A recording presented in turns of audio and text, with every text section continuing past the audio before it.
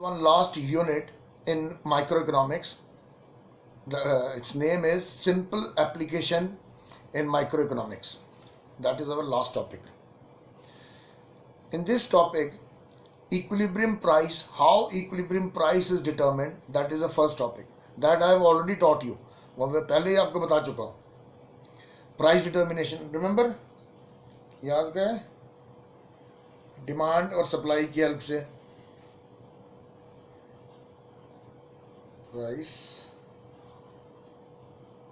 Quantity gate demand ये आ गया supply. और ये वाला था ना, हमने किया था, हमने तो इसको 2-3 बार कर चुके हैं इनफैक्ट. तो जहाँ पे डिमांड और सप्लाई मिलते हैं उससे जब हम हॉरिजॉन्टल लाइन एक ड्रॉ करते हैं तो ये OP is the equilibrium price, whereas if we draw a vertical line we get OQ. OP becomes equilibrium price and OQ becomes equilibrium quantity, and this is how price is determined. इसी को कहते हैं price mechanism. Price का mechanism, price का system, की कीमत का निर्धारण कैसे होता है इन ओपन मार्केट इकोनॉमी या ओपन इकोनॉमी या कॉम्पिटिटिव इकोनॉमी. ठीक है, तो इस तरह से होता है निर्धारण. अब इसमें 2 टॉपिक हैं. एक टॉपिक है मैक्सिमम प्राइस सीलिंग, जिसको प्राइस सीलिंग प्राइस भी कहा जाता है. ठीक है, और एक है मिनिमम प्राइस सीलिंग, जिसको प्राइस फ्लोर भी कहा जाता है. अब इसमें डिफरेंस क्या है कि एक प्राइस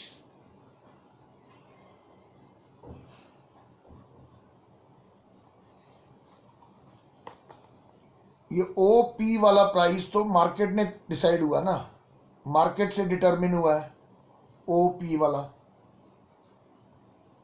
ठीक है, क्योंकि इसमें डिमांड और सप्लाई जहां पे बराबर है वहां पे प्राइस डिसाइड हो रहा है. लेकिन अगर प्राइस इक्विलिब्रियम प्राइस से कम हो, that is known as maximum ceiling price, and there are real life examples to it.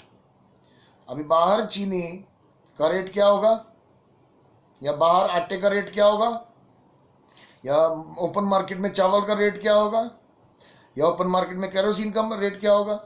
लेकिन वही जब आप राशन डिपो से लेते हो तो वो प्राइस कम होता है. मार्केट में अगर 50 रुपये रेट चल रहा है तो वहाँ पर आपको 20 रुपये या 22 रुपये इस हिसाब से मिलती है चीनी या चावल. सो वो price is less than equilibrium price. तो जोन सा प्राइस इक्विलिब्रियम प्राइस से कम हो उसको कहा जाता है सीलिंग प्राइस या मैक्सिमम सीलिंग प्राइस. और इसमें गवर्नमेंट इंटरवेंशन करती है, क्योंकि बाजार जब तय कर रहा है जो प्राइस, बाजार की फोर्सेस तो ये तय कर रही हैं OP, लेकिन गवर्नमेंट दखलंदाजी करके इंटरवीन करके उसका प्राइस डिसाइड करती है लेस देन इक्विलिब्रियम प्राइस. और ये price is meant for protecting the consumers right, ताकि जो सबसे गरीब लोग हैं कंट्री के, they can also afford the goods. Market में जो गुड्स हैं वो भी अफोर्ड कर सकें. So this price is less than equilibrium price, लेकिन इसका नाम है maximum price ceiling. And government fixes a maximum allowable price for certain goods. It is the maximum price the producer are allowed to charge by selling their goods and services. कि जब वो बेच रहे हैं तो सरकार ने एक प्राइस तय किया है कि आप इससे ज़्यादा नहीं ले सकते हो. ठीक है, it is fixed below the market price. ये मार्केट बाजार कीमत से नीचे कम पे होता है. It is fixed below the market price since at the market determined price some section of the population will not be able to afford these goods. कि गरीब इंसान मार्केट का दिया हुआ डिसाइड किया हुआ प्राइस नहीं अफोर्ड कर सकता, इसलिए सरकार इंटरवीन करती है इंटरवेंशन करती है and it decides price less than equilibrium price, that is known as maximum price ceiling या सीलिंग प्राइस।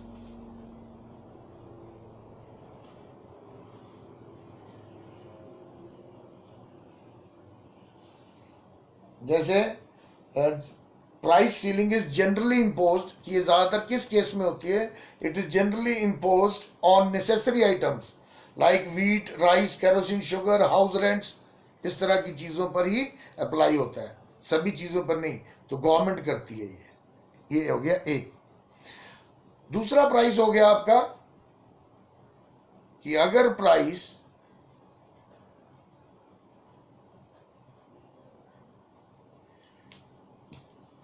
इक्विलिब्रियम प्राइस से ज्यादा है, if the price is more than the market price या market determined price, that is known as minimum price ceiling। ऊपर वाले को minimum, नीचे वाले को मैक्सिमम। इस नीचे वाले को सीलिंग प्राइस भी कहते हैं और उसको ऊपर वाले को फ्लोर प्राइस भी कहते हैं, तो इनके नाम हैं अलग अलग। लेकिन अब ये कौन सा केस है,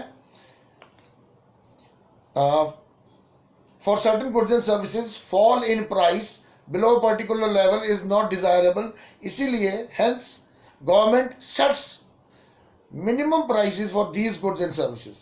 The government impose lower limit on the price that may be charged for a particular goods and services when the price is more than equilibrium level, and the producer, for the benefit of producer, government intervenes so that government can protect the interest of producer. बेचने वाले का, देखो इधर खरीदने वाले को benefit मिल रहा था ना नीचे वाले प्राइस में, क्योंकि उसको सामान बाजार से सस्ता मिल रहा था, तो कंज्यूमर का फायदा था। लेकिन जब बाजार के रेट से ज्यादा प्राइस है तो वो प्रोड्यूसर को बेनिफिट करता है।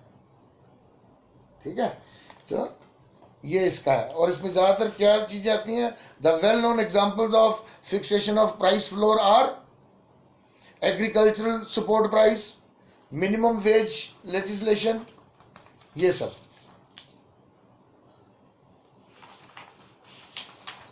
ठीक है, तो ये दो टॉपिक हैं, मैक्सिमम सीलिंग प्राइस जो कि होता है इक्विलिब्रियम से कम, और मिनिमम फ्लोर प्राइस जो कि होता है इक्विलिब्रियम प्राइस से ज्यादा। जो मैक्सिमम वाला है, नीचे वाला है, वो प्रोटेक्ट करता है कंज्यूमर के इंटरेस्ट। जो ऊपर वाला प्राइस है वो प्रोटेक्ट करता है प्रोड्यूसर के इंटरेस्ट। अब एक टॉपिक और आता है आपका कि व्हाट इज द इम्पैक्ट, मेरे को अलग से दिखाना, अच्छा इसी में दिखाता हूं। What will be impact on equilibrium price and equilibrium quantity if there is change in demand and supply? इसमें बहुत सारी पॉसिबिलिटीज बनती हैं। अगर आप इसको डायग्राम्स में देखना चाहोगे तो कम से कम 20 केसेस बन जाएंगे, लेकिन समझने में 1 मिनट में समझ आ सकता है आपको।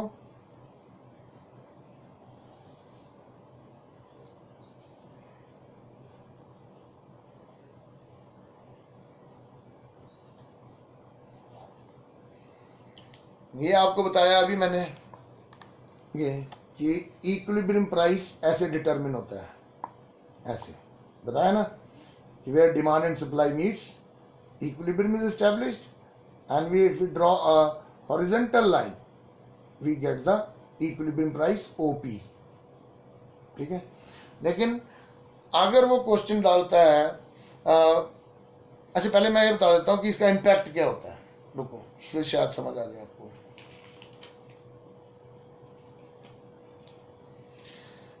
अगर इन केसेस में डिमांड इंक्रीज करती है, मैं ड्रॉ करके दिखाता हूं, देखो अभी तक तो ये इक्विलिब्रियम डिसाइड हुआ है ना सिर्फ, लेकिन अगर डिमांड इंक्रीज करती है, इफ डिमांड इंक्रीजेस तो there will be a rightward shift in the demand curve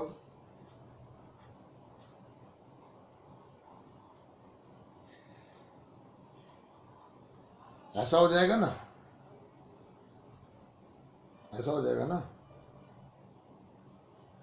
If there is an increase in demand, so demand curve will shift rightwards and consequently equilibrium will also shift upwards.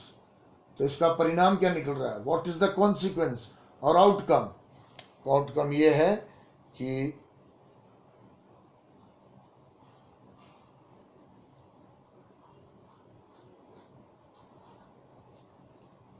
Equilibrium price भी increase हो गया from OP to OP dash, और equilibrium quantity भी increase होगी from O Q to O Q dash.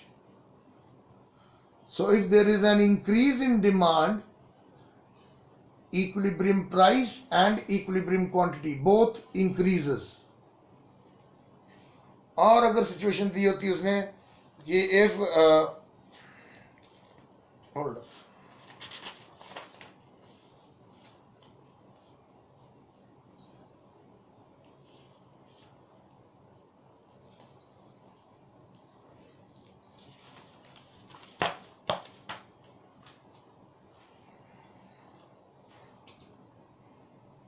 Question भी आपको मैंने ऐसे डाले हैं हाफ ईयरली में कि आप बुक से देख के भी नहीं कर सकते हो, वो आते ही होंगे तभी लिख सकते हो आप.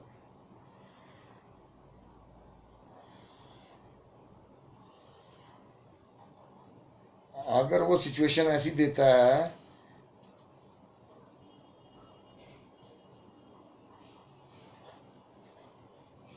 देखो अभी तक तो इक्विलिब्रियम ही है सिर्फ, है ना, ओ पी और O Q, equilibrium price and equilibrium quantity. लेकिन अगर वो एग्जामिनर क्वेश्चन डालता है कि भाई show the impact on equilibrium price and equilibrium quantity if there is a decrease in supply, अगर सप्लाई डिक्रीज होगी तो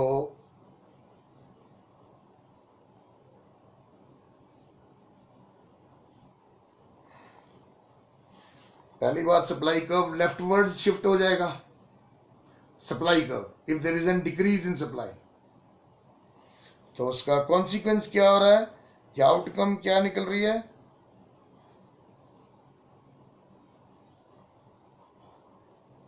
ये देखो आउटकम ये निकल रहा है कि equilibrium price rises from OP to OP dash, but equilibrium quantity falls from OQ to OQ dash if there is a decrease in supply. तो कोई भी सिचुएशन दी होगी आपको तो आप उसको ड्रॉ करके देख सकते हो, यू कैन ड्रॉ इट और आपको आपका आंसर मिल जाएगा. जैसे मैं और एक दो केस लेके समझा देता हूं आपको, बड़े केसेस हो सकते हैं. इफ डिमांड इंक्रीज, दोनों को इकट्ठा भी कर सकता है वो, if demand increases and supply decreases, if demand increases more than supply, कि दोनों इंक्रीज हो रहे हैं लेकिन डिमांड को मैं ऐसे ही बना के दिखाता हूं.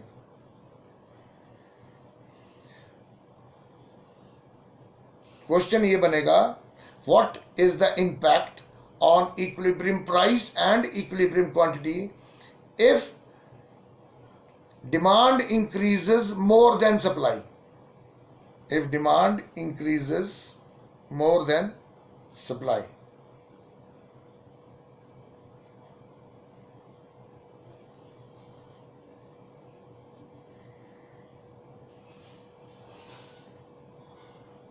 देखो अभी तक तो सिर्फ इक्विलिब्रियम ही है, इतना तो सबको पता है ना. अब क्वेश्चन में सिचुएशन उसने क्वेश्चन ही डाला है कि both are increasing but demand increases more, हम दोनों को इंक्रीज करके दिखाते हैं पहले, बट डिमांड इंक्रीजेज मोर, तो डिमांड को ज्यादा इंक्रीज कर लेते हैं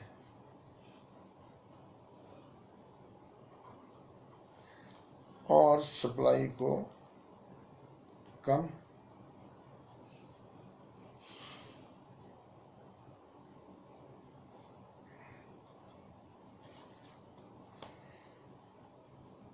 पहले इक्विलिब्रियम था ये, अब नया वाला बन गया ई डैश,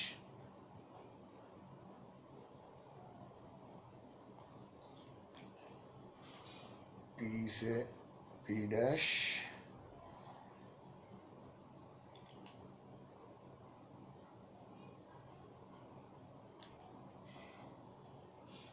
देखो उसने क्वेश्चन में कहा था if demand increases more than supply, so in this case both are increasing, दोनों को राइटवर्ड शिफ्ट किया है, लेकिन डिमांड को हमने ज़्यादा शिफ्ट किया है, इंक्रीज ज़्यादा दिखाया है, और सप्लाई में इंक्रीज कम दिखाया है। तो दोनों नए वाले कर्व मिल रहे हैं यहाँ पे, तो आप ड्रॉ करके देख लो।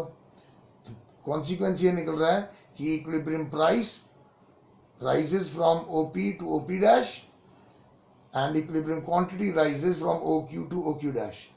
फिर इसमें एक ऑब्जर्वेशन ये भी है कि equilibrium quantity is increasing more when there is an increase in price. तो whatever may be the situation, you can simply draw it and you can find the conclusion by yourself. आप सीधा उसको exact draw करो और you will find the answer, क्योंकि diagram भी आपको बनाना पड़ेगा। You will be required to draw the diagram also. So आप जब डायग्राम ठीक ड्रॉ कर रहे हो और आपने उसका फीचर सही दिखाया तो कॉन्सिक्वेंस तो सामने दिखेगा ना। देखो हम ये टॉपिक कर रहे हैं पहले कि इक्विलिब्रियम प्राइस कैसे डिसाइड होता है जहाँ डिमांड सप्लाई मिलती है। फिर ये टॉपिक कर रहे हैं अभी हम कि इक्विलिब्रियम प्राइस पे और इक्विलिब्रियम क्वांटिटी पे क्या इम्पैक्ट पड़ता है या पड़ेगा। जैसे इस केस में if there is an increase in demand, so when there is an increase in demand तो demand curve will shift rightwards, तो नया इक्विलिब्रियम अब यहाँ बन गया। तो दोनों लाइन, एक हॉरिजॉन्टल और एक वर्टिकल लाइन खींच के देख लो तो आपको दिख नहीं रहा है कि इक्विलिब्रियम प्राइस पहले ओपी था लेकिन बढ़कर ओपी डैश हो गया, और इक्विलिब्रियम क्वांटिटी ओक्यू थी अब ओक्यू डैश हो गई। तो यही इसको इंग्लिश में लिखना है आपने। If there is an increase in demand the demand curve will shift from D D curve to a new curve D dash G dash, there will be a rightward shift in demand curve, hence equilibrium will shift from E to E dash. नाम दे दो इसको लिखो E और इसको लिखो E dash. Equilibrium will shift from E to E dash, consequently equilibrium price and equilibrium quantity both will increase, that's it. फिर जैसे एक ये केस बताया था कि वो क्वेश्चन पूछेगा examiner what will be the impact on equilibrium price and equilibrium quantity if there is an decrease in supply. ये इतना सिंपल है नहीं पहले, पर इसको समझो आप पहले। If there is a decrease in supply, there will be a leftward shift in supply curve. Hence, new equilibrium E dash will be established. Consequently, we can see that equilibrium price will rise, but there will be a fall in equilibrium quantity. फिर जैसे अभी एक तीसरा case बताया मैंने आपको कि what will be the impact on equilibrium price and equilibrium quantity if demand increases more than supply. ये वाला केस जो अभी बनाया था। In this case, both are increasing, demand as well as supply. But demand is increasing more than supply. The rightward shift of demand is more and rightward shift of supply is less. So we can see or we can simply make it out that equilibrium price is rising and equilibrium quantity is also rising. But equilibrium quantity is increasing more than equilibrium price. So there can be many cases. If demand increases and supply decreases, if both increases proportionately, दोनों ही बराबर बढ़ेंगे, अगर rightward shift होगा तो equilibrium price में change नहीं आएगा, सिर्फ क्वांटिटी बढ़ेगी। देखो, if both demand and supply increases proportionately,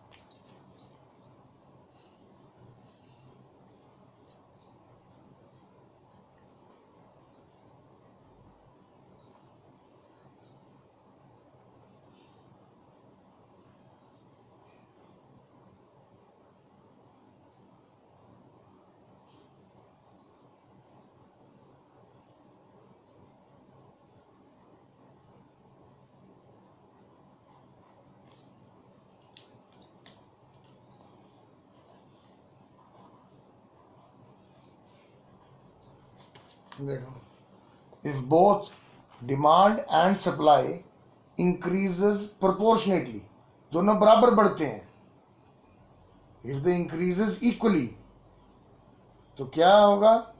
Equilibrium price will remain same,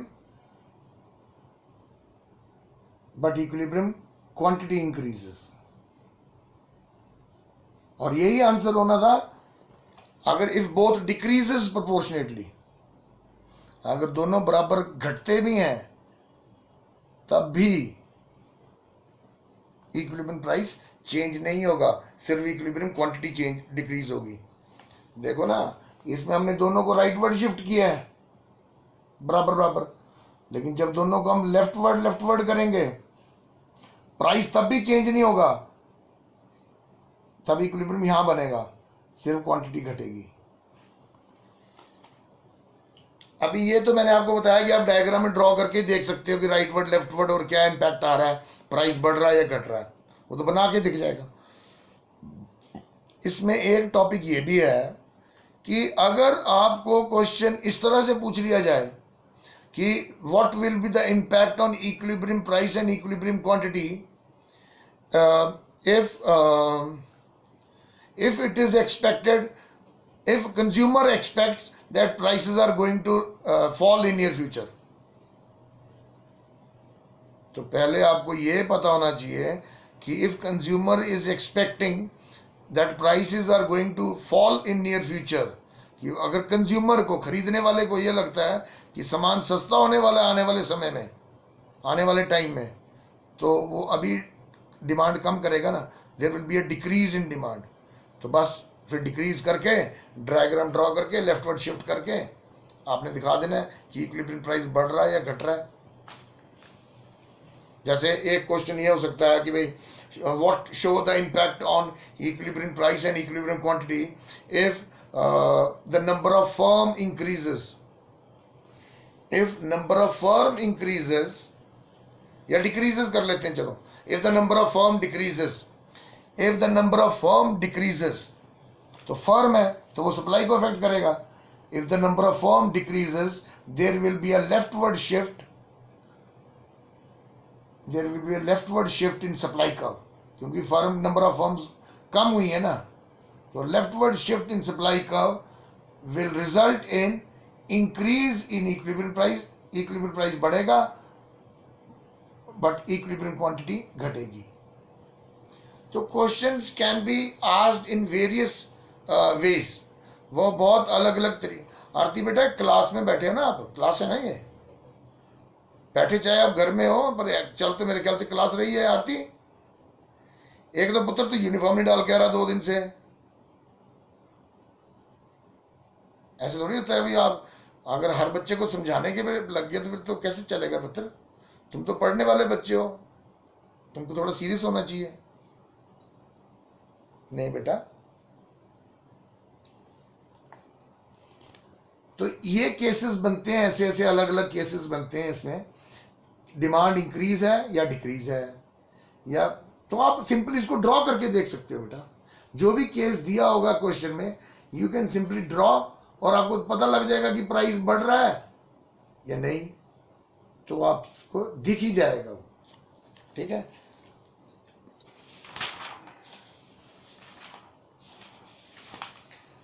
तो ये है आपके टॉपिक्स बेटा। इसमें अब माइक्रो आपकी होगी खत्म।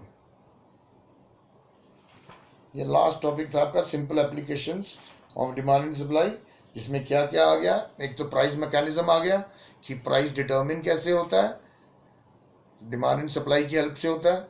ठीक है, ये सब आ गया। फिर मैक्सिमम प्राइस सीलिंग और मिनिमम प्राइस फ्लोर, ठीक है, ये हमने किया।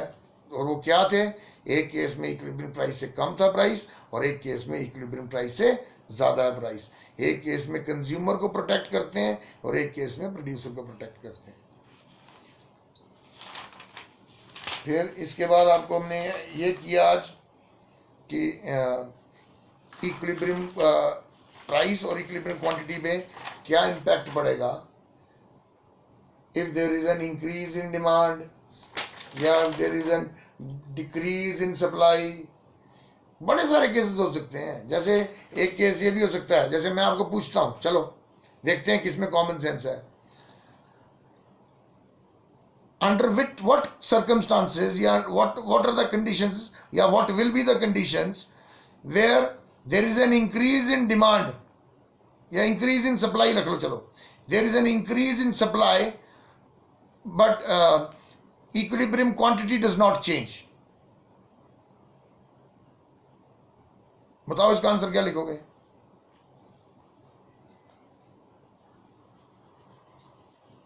Under what circumstances या under what conditions there will be no change in equilibrium quantity even though there is an increase in supply?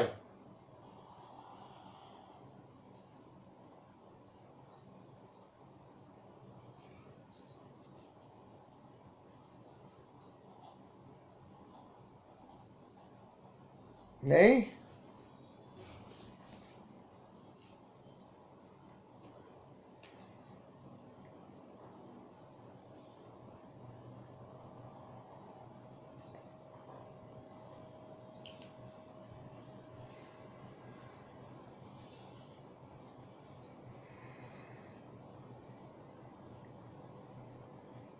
किसी को नहीं आइडिया?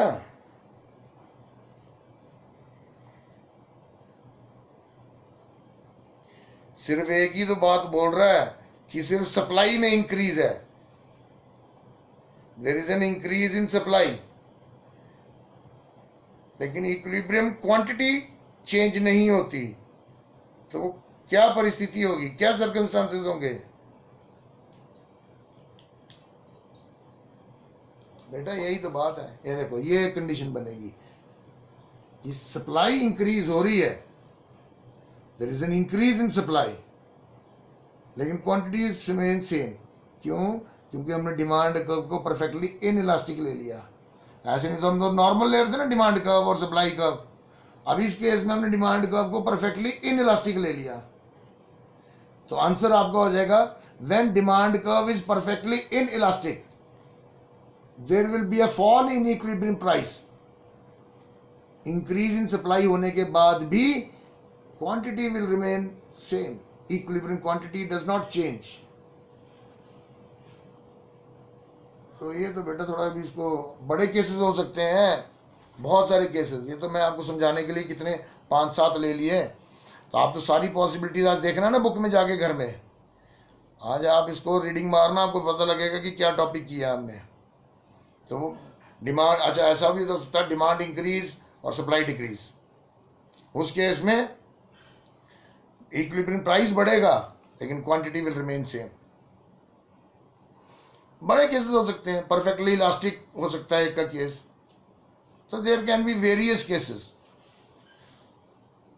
लेकिन इसमें क्वेश्चन में एक डिफिकल्टी लेवल अगर बढ़ाया जाए तो वो ये हो सकता है कि क्वेश्चन को ऐसे ना पूछ के कोई फैक्टर दे दिया जाए आपको।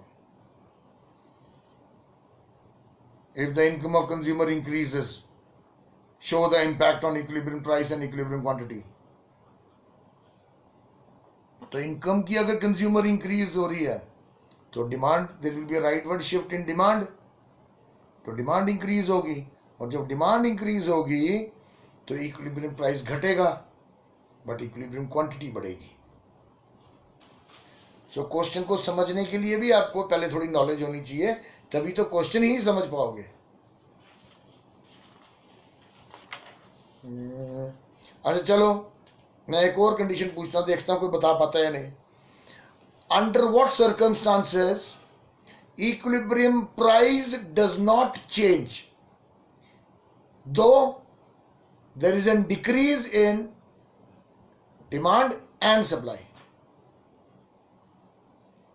दो there is a decrease in demand and supply.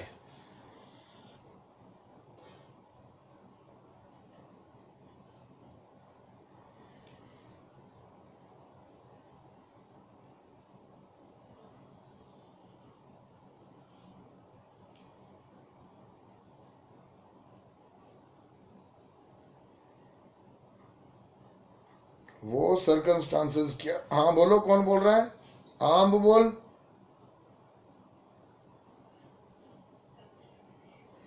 under what circumstances there will be no change in equilibrium price, even though there is a decrease in both demand and supply, कि demand और supply दोनों decrease हो रही हैं। तो वो कौन सी परिस्थिति बनेगी जिसमें इक्विलिब्रियम प्राइस चेंज नहीं होगा?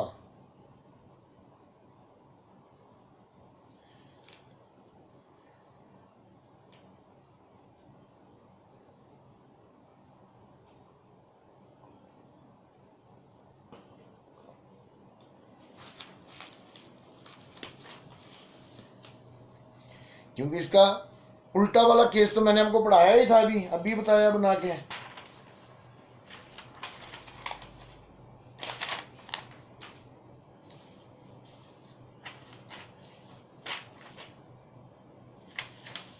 और मैंने उसको पढ़ाते टाइम समझाया भी था, और उसी पे क्वेश्चन पूछ रहा हूं।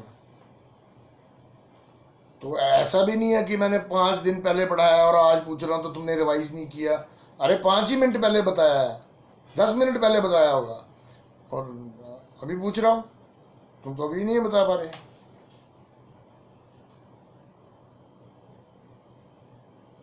कोई नहीं,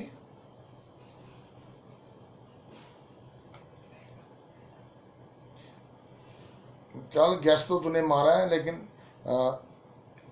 इलास्टिक तब ले सकते थे अगर उसने सिर्फ एक में चेंज बताया होता कि डिमांड में डिक्रीज है। उसने क्वेश्चन में बोला दोनों डिक्रीज हो रहे हैं। तेरा आइडिया ठीक है, तूने आइडिया ठीक लगाया पुत्र, कि ये वाला केस को इसका उल्टा बोल रहा है तू, कि इसमें equilibrium price does not, equilibrium quantity does not change. अब equilibrium price will does not change, अब एक इलास्टिक होगा, ठीक बात है। लेकिन तूने क्वेश्चन को पूरा बारीकी से नहीं सुना।